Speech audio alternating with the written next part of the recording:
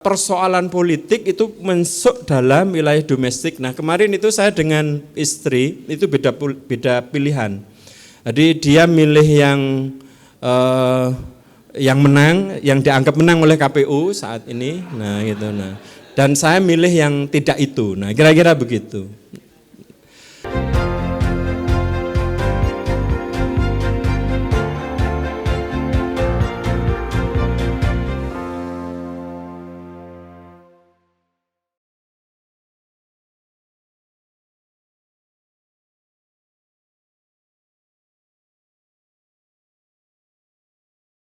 Assalamualaikum warahmatullahi wabarakatuh. Halo sahabat rumah berkemajuan, lama tidak ketemu. Kali ini saya akan menampilkan satu penyampaian materi yang cukup keren dari sahabat saya yang lulusan India itu, Mas Hammam Sanadi.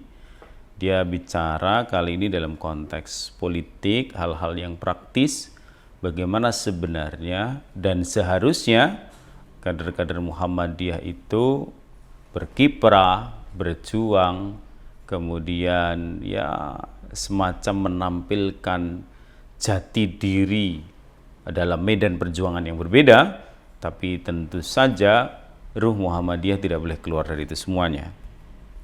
Tidak perlu berpanjang kalam, kita saksikan apa yang akan tayang berikut ini. Assalamualaikum warahmatullahi wabarakatuh. Terima kasih, alhamdulillah wa syukurillah wa ni'matillah wa la hawla wa la quwata illa billah. Allahumma salli wa sallim wa barik ala Muhammad wa ala alihi wa ashabihi asma'in, amma ba'du. Yang terhormat Bapak-bapak dan ibu-ibu, mbak-mbak, adik-adik, semua yang dirahmati oleh Allah.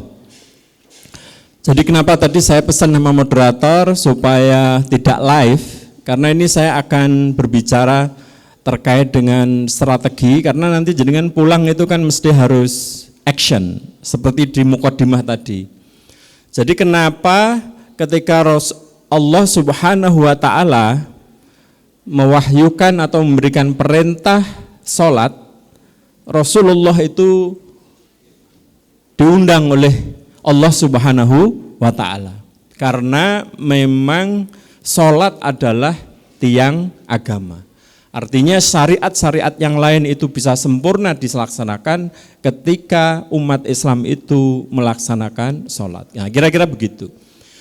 Nah, forum Ramadan, saya sudah mengikuti pesantren Ramadan baik di PP maupun di wilayah Jawa Tengah ini. Saya juga beribrah dari baginda Rasulullah Muhammad Sallallahu Alaihi Wasallam. Karena perkaderan ini adalah tiang organisasi. Jadi ketika jenengan diundang, dirawuhkan di sini, kundur, pulang itu juga harus membuat perubahan seperti baginda Rasulullah Muhammad Sallallahu Alaihi Wasallam. Jadi ini pesan perubahan bukan pesan dari nomor urut 1 loh ya. Ini umum saja. Ketika dulu saya misalnya dapat informasi dari Pak Jasman Al-Kindi ketika orang pada takut tahun 1964 menggunakan warna merah, ya kan? Masih ingat tuh yang IMM. Karena apa? Warna merah saat itu kan identik miliknya siapa? PKI.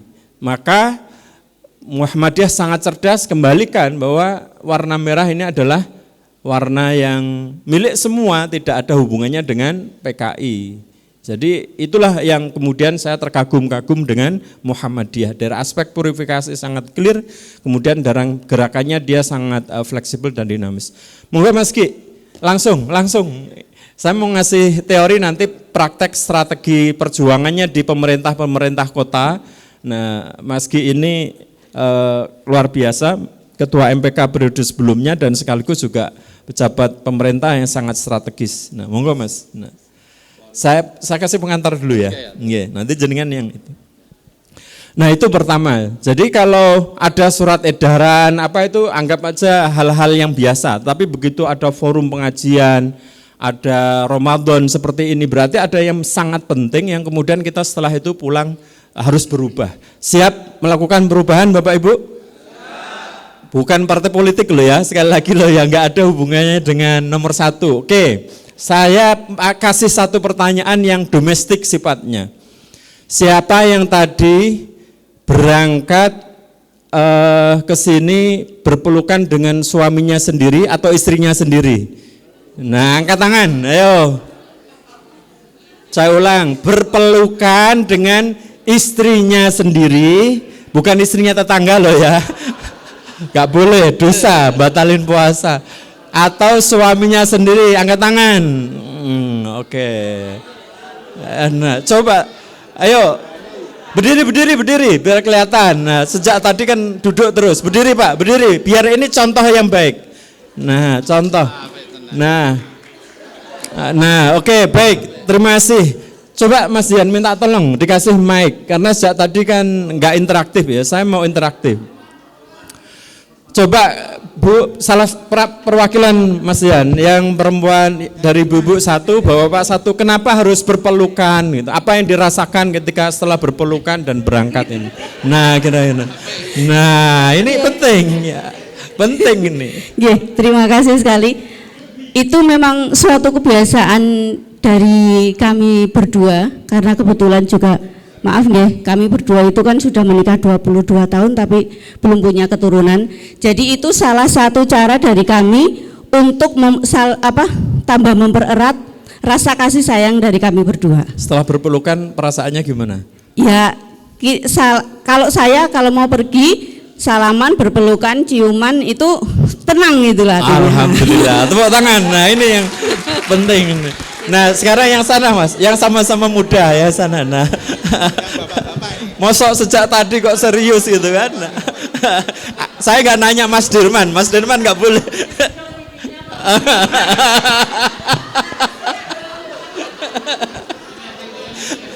Ayo Mas Dirman stop, gantian sana, ayo, monggo Mas Ustadz, berdiri ya.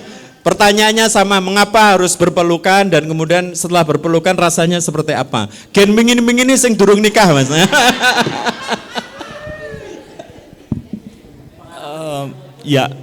Terima kasih Ustadz. Kurang lebih hampir mirip, tapi dalam konteks bahwa kami berusaha membangun kebiasaan itu dari awal, dan kalau saya paling menambahkan, kami berdua dari awal merasa bahwa kita nggak pernah tahu kapan ajal akan menjemput. Jadi setiap momen sebelum kami berpisah, terutama ketika ada perjalanan agak jauh itu kami berusaha untuk minimal Bismillah gitu loh. Ya. Paling itu Ustadz ya. Oke. Ya. Setelah itu perasaannya gimana berangkat? Tentu kalau yang saya rasakan lega, karena dalam konteks saya udah punya 2 anak, jadi. Tapi kedua istri kan? Oh bukan. Saya ratap gitu. Ya. Jadi secara tidak langsung kadang semacam ada, kalau terjadi sesuatu titip anak-anak seperti itu kurang lebih. Ya. Tepuk tangan. Ya. Baik, terima kasih Bapak-Ibu. Saya membuat status, saya kan punya 2 IG. Yang satu IG itu by name, tapi itu untuk kepentingan pekerjaan. Tapi kalau perkara-perkara emosional, saya tuh punya IG yang saya tidak menerima banyak teman. Tapi saya memotivasi saya sendiri. Semua ekspresi pikiran saya upload di situ sebagai penguat. Nah, kira-kira begitu. Karena kita aktivis. Nah, kenapa saya mengawali dari pertanyaan domestik sebelum kita berbicara publik? Karena semua kita berangkat dari mana? Domestik gitu. Maka karena jenengan sudah janji, nah gitu kan, setelah ini nanti pulang salim sama suami, ibu-ibu, suaminya sendiri, ya jangan ditafsirkan. Bapak-bapak, Mas Dirman ini saya highlight dengan istri jenengan sendiri. Nah, ya sudah punya. Nah kira-kira begitu, sanggup Bapak Ibu? Oh bapak-bapak belum kompak, sanggup Bapak-bapak? Jadi nanti pulang langsung kaget, ngopo kok saya mbok peluk, gitu kan, kira-kira. Nah, boleh nanti disensor gitu. Nah, oke. Siap Bapak Ibu ya? Siap ya? Sanggup?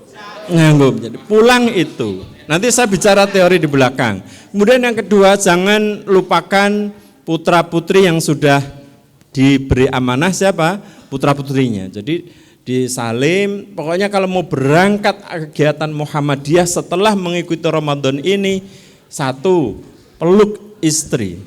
Alasannya boleh macam-macam, minimal kalau nggak punya alasan ini perintah Ketua MPKSDI PWM Jawa Tengah.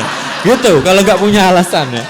Nah, ini harus ada perubahan. Maksud saya gitu, kok nggak berubah-ubah itu gimana? Sudah bereman. Nah, kemudian nanti kalau ditanya, lah ngopo Mas? Ini perintah siapa? Ketua MPKSDI PWM Jawa Tengah.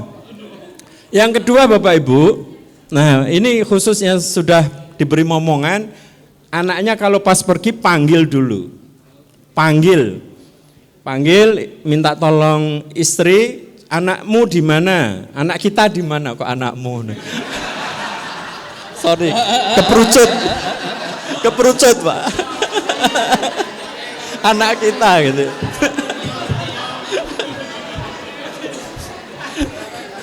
Nah gitu kan. Nah setelah itu anak-anak kan lagi main tuh. Oh yang sudah besar ya mungkin jauh nggak perlu suruh pulang lah ya. Yang di depan rumah sampai rumah pulang salim, dipeluk dikasih tahu. Nah ayah ini mau ke Magelang. Acara apa ya? Jawabnya apa? Pesantren Ramadan, acara Muhammadiyah. Itu sudah tertanam Pak. Sudah tertanam. Jadi ini pertanyaan ini penting. Nanti saya kasih teori di belakang. Kemudian sekarang yang kedua, pertanyaan yang agak serius. Kalau tadi nggak serius itu ya, romance ya. Jadi genre-nya romance. Nah, sekarang genre-nya adalah politik. Siapa kemarin, ini buka-bukaan aja, yang calonnya kalah? Nah, itu kan. Oke. Mas, kasih mic lagi Mas. Perasaannya gimana? Calon presiden. Enggak, iya, paling enggak suaranya enggak banyak gitu ya. Oke. Saya di mana-mana gitu Pak, belum kalah gitu. Ya, oke. Nah, sekarang kasih mic-nya itu. Gimana perasaannya? Perasaan ya, perasaan aja. Oh, enggak. Belum kalah. Belum kalah. Mas. Enggak, ya, oke. Perasaannya ketika calonnya dapat suaranya sedikit. Nah, masih hitungan KPU beliau. Iya, hitungan. Ya, yuk. Ya, nah. Oke. Bismillah, Pak. Kita urai dulu. Oh, kan harus. Nama saya Hosiatika dari MPKSDI Kota Salatiga, Bapak. Oh, iya. Berkaitan dengan calon yang kalah gitu ya Pak? Belum kalah. Belum kalah. Tapi kalah. Kemungkinan akan kalah. Oke. Kita legowo, saya legowo. Gitu. Sudah siap mendukung dan siap menerima kekalahan gitu Pak. Oke. Nah, kalau yang kan memantau sudah sejak hari awal itu Pak. Hari awal kita udah mantau, ada sirekap juga kita udah mantau. Oh, ternyata ini memang belum saatnya untuk memimpin gitu. Awalnya ya merasa wah kok ini kayaknya berekspresi ini banyak curangnya ini dan lain sebagainya. Tapi kalau dipikir seperti itu terus kita nggak bisa akhirnya nggak terfokus pada aktivitas yang lain, malah adanya mantauin IG itu masalah itu saja. Padahal kita harusnya udah mulai open minded dan ya berpikir itu boleh, cuman kadang juga harus legowo untuk mendorong. Ya ini sudah move on. Juga, gitu. Ya tepuk tangan, sudah move on. Berikutnya ini yang calonnya langsung. Oh. Ini ada calonnya langsung. Boleh. Calonnya langsung. Ya, yang kemarin kok kalah itu perasaannya gimana sih? Kira-kira gitu. Terima kasih. Saya sudah baca status WA jenengan tapi saya hanya prihatin. Saya itu sebetulnya kalah tetapi masih bangga. Iya, Satu adalah saya berhasil mengamankan satu kursi di dapil saya. Wah. Tanpa saya dia nggak jadi. Gitu. Oh, tepuk tangan ya. Bangga. Yang kedua, saya itu kader Muhammadiyah. Jadi kader Muhammadiyah itu yang berani tampil, berani mencalonkan diri itu sangat sedikit. Maka walaupun saya kalah, saya tetap bangga. Yang ketiga, Yang ketiga, tanpa dana, tanpa amplop, saya itu berhasil dapat suara 22.000 lebih. Oh, Masya Allah. Saya tetap bangga itu gitu loh. Kemudian yang ketiga, saya masih ada harapan kompensasi. Satu suara kali sekian ya. Satu suara 10.000. Jadi saya masih punya celengan 200 juta sekian. Yang kelima, yang keempat, saya itu masih punya harapan PAW. Nah, PAW, pergantian antar waktu. Lah Kak, saya kemarin dapat 22.000 sekian itu. Lah kalau Mas Derman itu mungkin paling 2.000-an lah gitu.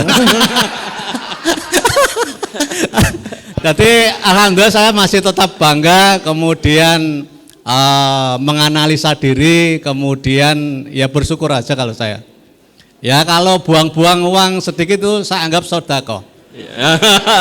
Walaupun banyak kader-kader saya di dapil saya, oh Mas Janudin Randidit, saya walaupun Randidit yang ngetoknya sekitar 400 juta.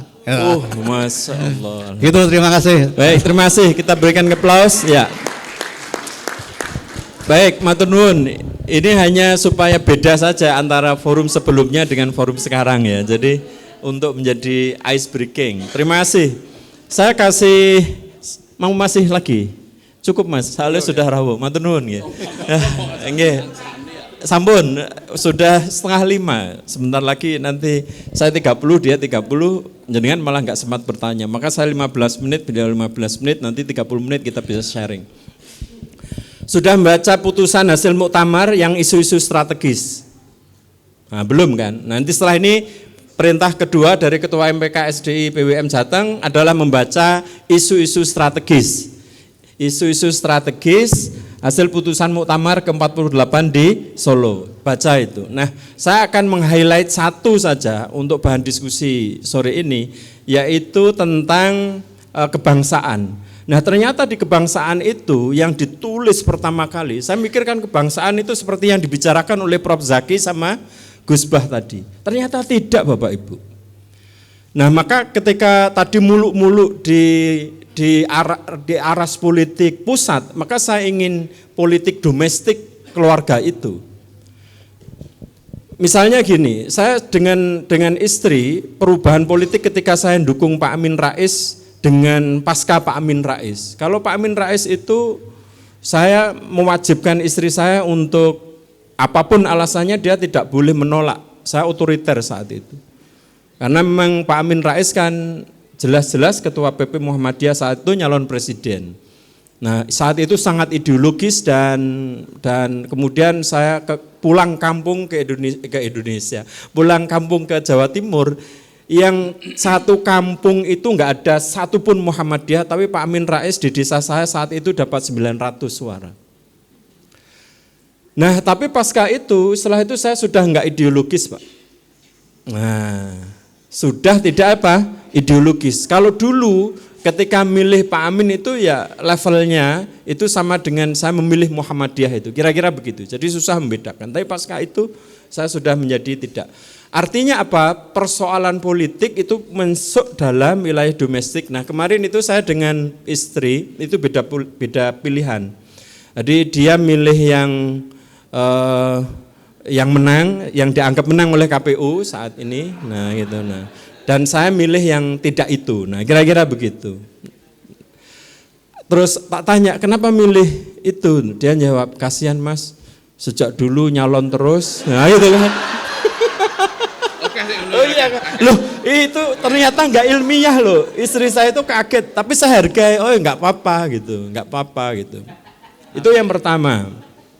Jadi sangat cair Pak, saya dengan istri, dengan anak-anak itu. Terus ada lagi partai politik yang sangat islami, itu naruh, tadi malam saya share ke teman-teman MPKSD itu. Jadi dia ngasih uang 150.000, terus ada roti terkenal yang paling mahal di Salatiga, kemudian roti itu digantung di depan pintu, besoknya mau coblosan.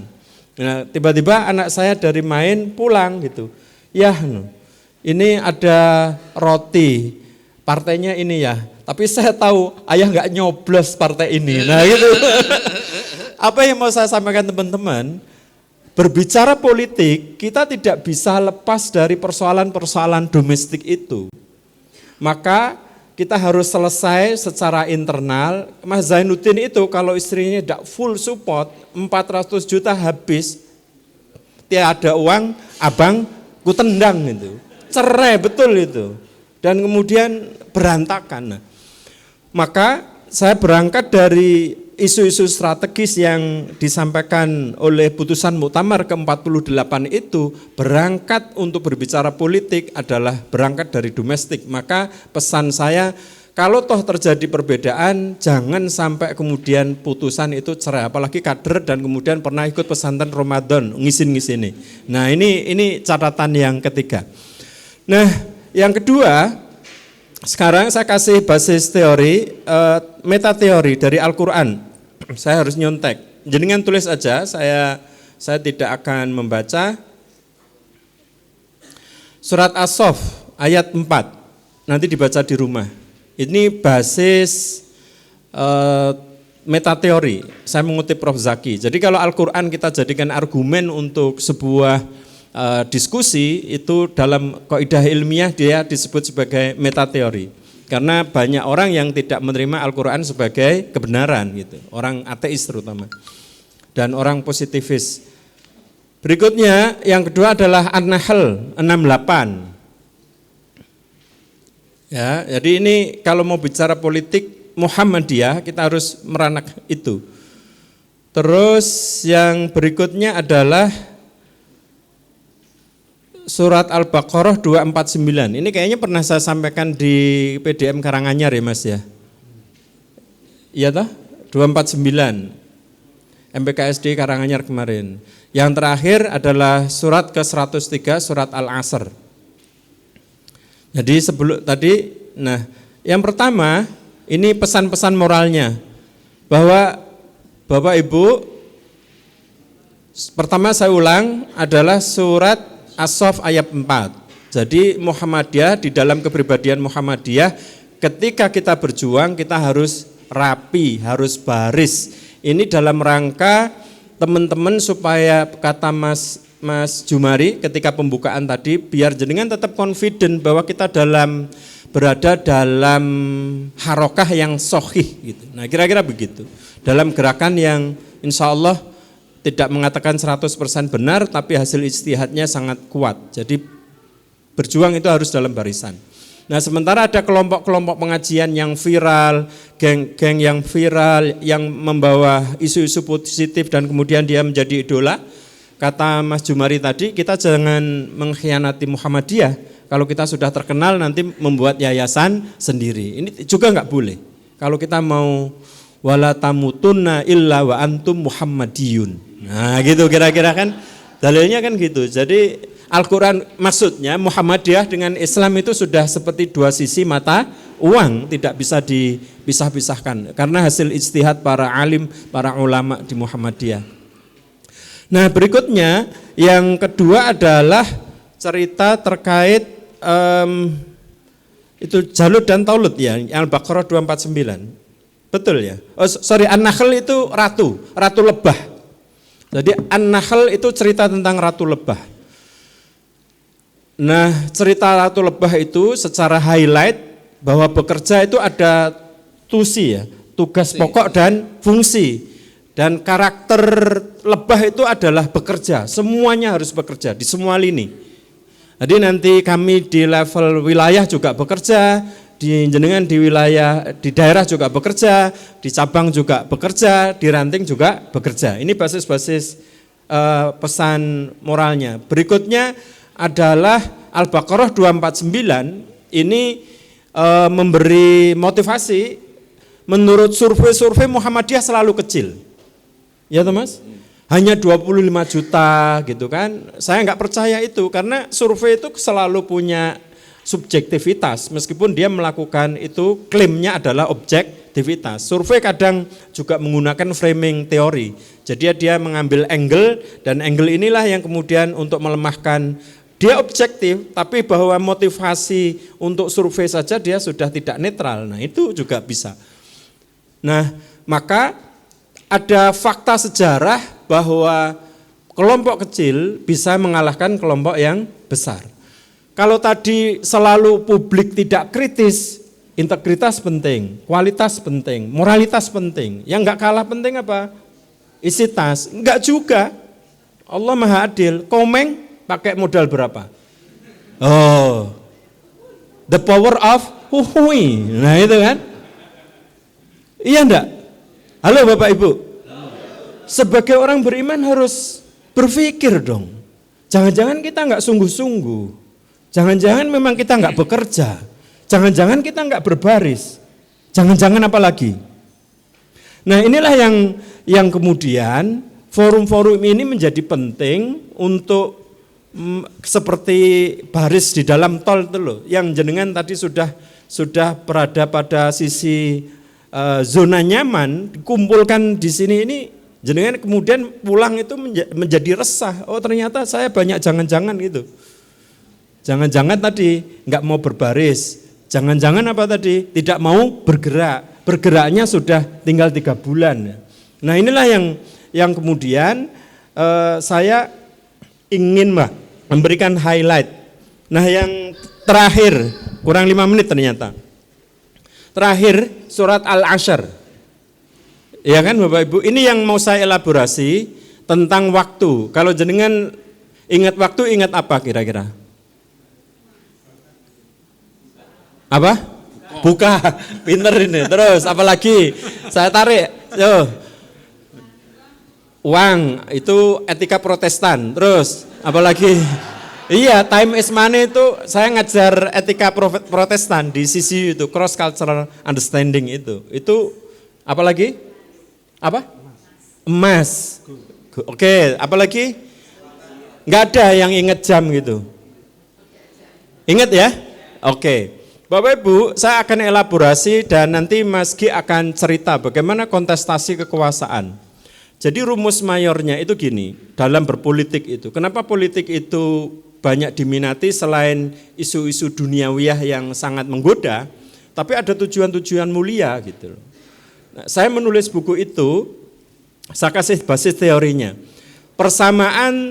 Persamaan antara politik dengan agama. Nah, ini editornya Mas Marwanto, kemudian yang menerbitkan macam-macam Mas Marwanto. Saya hanya mengirim bahan-bahan. Saya kasih teori. Jadi kalau politik itu memperjuangkan kebaikan, ya atau tidak? Iya kan? Muaranya adalah untuk kebaikan. Sumbernya konsensus Bapak Ibu. Jadi beda dengan agama. Jadi konsensus, mungkin inspirasinya dari agama, tapi begitu sudah di bumi, sudah itu konsensus. Kata Pak Haidar, ada misalnya bargaining, ada tawar-menawar, ada afirmasi, ada negosiasi. Itu the art of politik atau the art of possibility. Itu yang pertama. Tujuannya sama-sama baik, memperjuangkan kebaikan untuk memperoleh kebaikan. Bahkan kalau orang beriman bukan hanya di dunia, kebaikannya sampai di mana? Di akhirat. Nah, bahkan kalau dia memimpinnya adil, nanti masuk pertama kali surga adalah pemimpin yang adil. Dan hadisnya sahih itu. Itu teori yang pertama. Sekarang teori yang kedua, agama. Agama itu kebaikan sama, tetapi sumbernya dari mana? Allah Subhanahu wa Ta'ala. Jadi enggak boleh konsensus. Misalnya apa? Wah, kita ini kan ada pengajian Ramadan, udahlah kita enggak usah, kita sepakat Bapak Ibu enggak usah sholat duhur, enggak usah sholat asar, enggak bisa. Karena kita sudah believe, enggak boleh dinegosiasi. Tapi kalau hanya persoalan Bapak Ibu nanti milih calon berapa, itu boleh.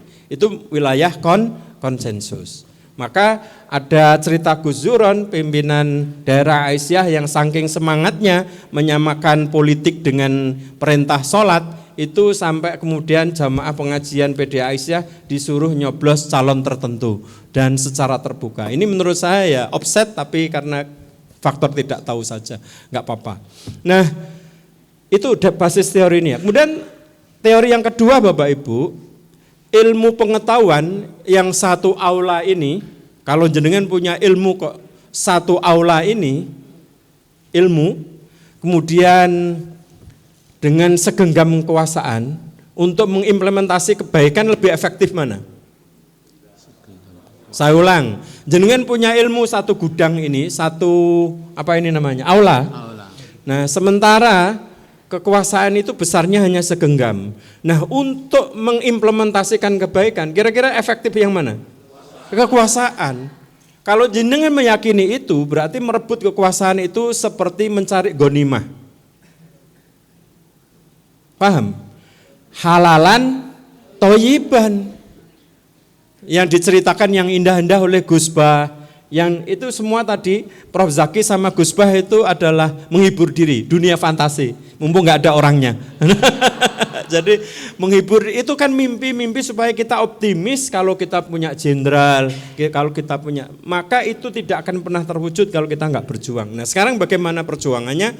Saya menggunakan ibrah atau tadabbur dari surat Al-Asr yang saya identikan dengan jarum jam itu.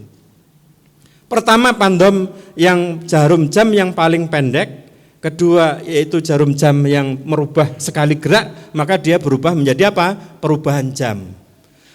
Jarum jam yang kedua adalah jarum jam yang menggunakan menit. Iya kan? Kemudian jarum jam panjang yang terakhir adalah jarum jam detik. Yang sering gerak yang mana? Nah, pada sore ini kalau kita ingin menang di 2029, kayak ketua partai Mas. Tapi di wilayah lokal loh ya, jangan di wilayah pusat. Kita harus menang di, kemarin Mas Amir yang dari Sragen sinten? Sragen hadir. Mas Amir akhirnya gimana? Menang apa kalah Mas? Waduh.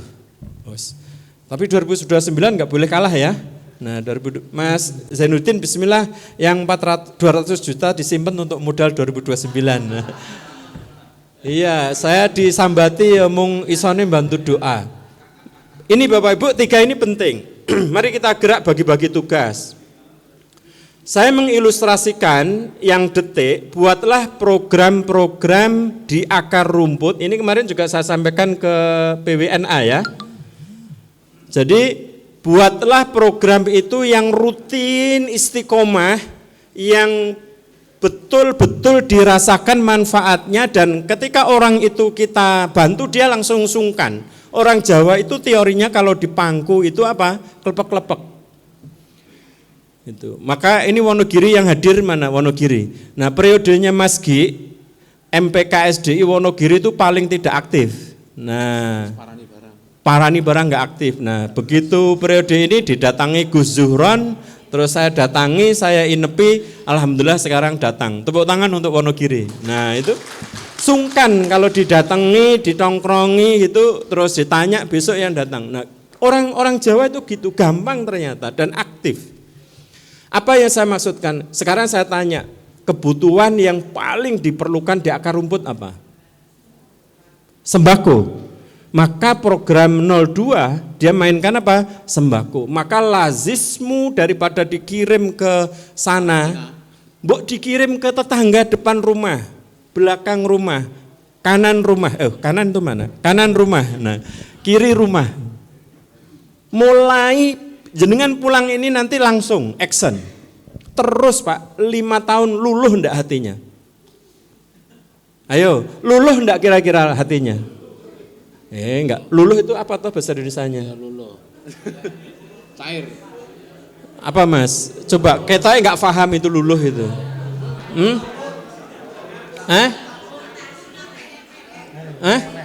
Termehek-mehek enggak kira-kira? Nah. Taklo enggak kira-kira? Bareng-bareng taklo enggak kira-kira? Taklo. Lulut enggak? Maksud saya itu loh Bapak Ibu, dan itu didata, by data. Maka besok MPKSDI itu akan punya peluncuran SIMPK itu, kita akan data. Jadi nanti setelah misalnya Baitul Arkom kok masih nggak loyal, oke kita naikkan ke Darul Arkom. Darul Arkom masih nggak loyal, ya PKMD ya, PKMD 1 semester, itu pimpinan nanti. Jadi pimpinan di Muhammadiyah wis di Baitul Arkom masih banding-banding ke gitu, enggak istiqomah, belum wala tamutunna illa wa antum Muhammadiyun itu. Nah, kita bawa ke DA. DA kok masih belum? Ya PKMD. Kalau sudah enggak PKMD kita doakan Allah mahdi fa innahum Allah mahdi qaumi fa innahum la ya'lamun. Nah, gitu-gitu. Jadi seperti itu kok enggak masih loyal di Muhammadiyah sebagai sarana perjuangan, ya kita doakan semoga Allah memberikan hidayah. Nah, yo curung ngono toh Om. Didongake entuk hidayah. Yang pertama itu program strategi kekuasaan di akar rumput. Nah, jarum jam yang menit apa Bapak Ibu? Jadi kalau yang menit tadi misalnya itu sembako, yang penting oke lah fokus sembako. Tapi kalau anak-anak IPM itu misalnya latihan menulis, itu penting. Saya kemarin lihat Suara Merdeka dan siapa di balik Suara Merdeka. Kemarin saya ikut forum santri menulis. Dari jargon santri menulis itu aja sudah tahu kemana arahnya kan? Dari diksi, kenapa kok tidak ada pelajar menulis? Pelajar kan identik dengan kita, IPM. IPM di mana ini? Ada IPM? Nah misalnya gitu. Jadi Suara Merdeka itu selama 30 tahun, per tahun itu 20 pesantren, selama 30 tahun di 35 kabupaten. Hitung sendiri.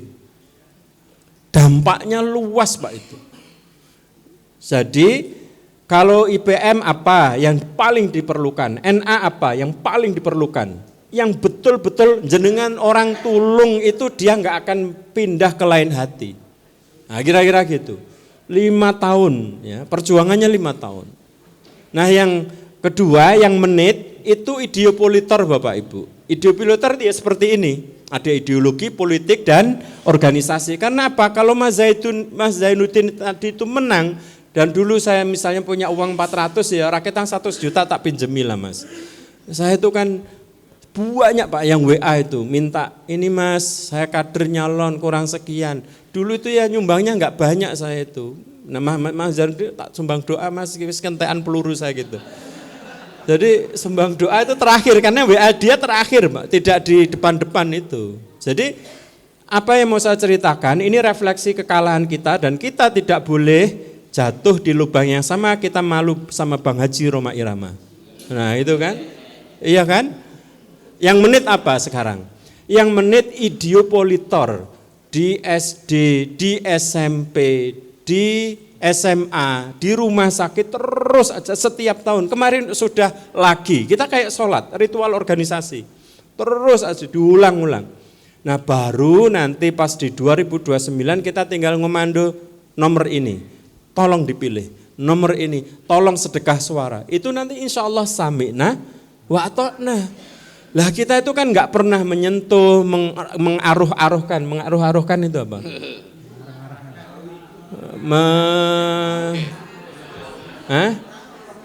Menyapa. Nah menyapa, kita nggak pernah menyapa. Ya kita nggak pernah menyapa, tiba-tiba datang.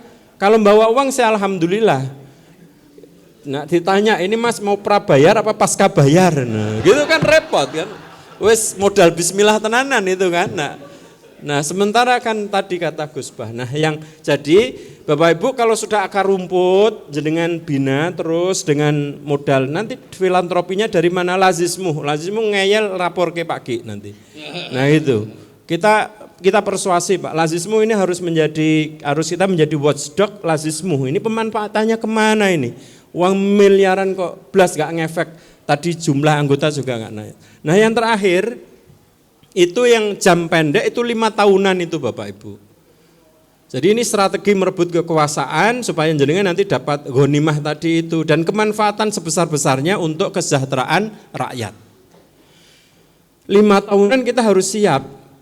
Jadi nanti mulai dari jenengan gak usah mikir presiden, biarlah presiden itu dipikir oleh yang di DPR pusat, kita mikirnya jenengan yang wali kota dan bupati dan jabatan-jabatan strategis, misalnya seperti Basnas, apalagi Mas, nanti jabatan strategis apa yang itu akan disampaikan oleh Mas G karena beliau lama di pemerintah kabupaten.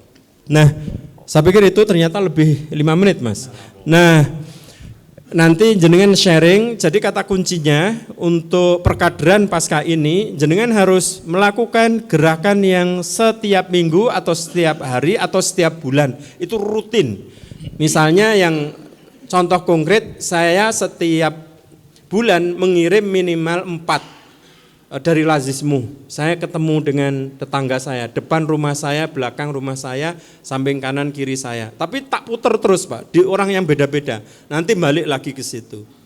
Itu langsung datang, Pak Pilpres ini nyoblos sinten nggih. Penak kan, malah dia datang sendiri. Nah, monggo nanti Lazismu dan akses-akses yang lain digunakan. Yang kedua, ideopoliter tidak boleh berhenti. Semua harus ada ideopoliter pasca ini.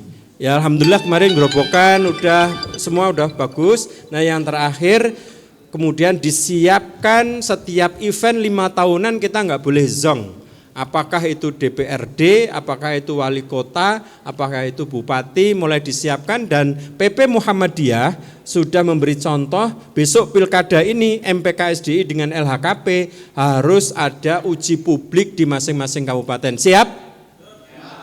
Memfasilitasi uji publik calon bupati siap? Terima kasih. Selanjutnya saya serahkan ke Mas G atau moderator. Assalamualaikum warahmatullahi wabarakatuh.